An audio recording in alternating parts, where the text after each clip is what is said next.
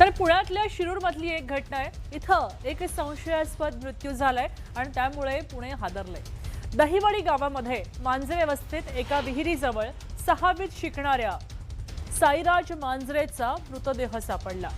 त्याचा मृत्यू नेमका कसा झाला याबद्दल अजून अधिकृत माहिती मिळालेली नाहीये।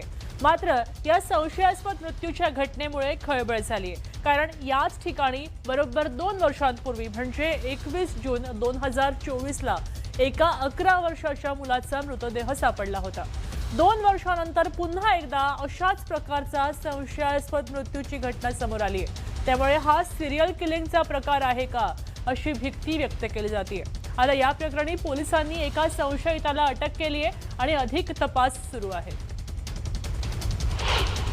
संशयित आरोपी आहे त्याच्याकडे विचारपूस चालू आहे। आताची घटनाबाबत आम्ही अधिक इन्फॉर्मेशन करून घेऊ आणि त्याच्याबरोबर जे अगोदरची जे घटना घडली होती त्याचा ह्याचा काही संबंध आहे किंवा कसे किंवा त्यासाठी दुसरा काही इतर घटना घडली होती त्याचा सुद्धा आम्ही चौकशी करीत आहोत।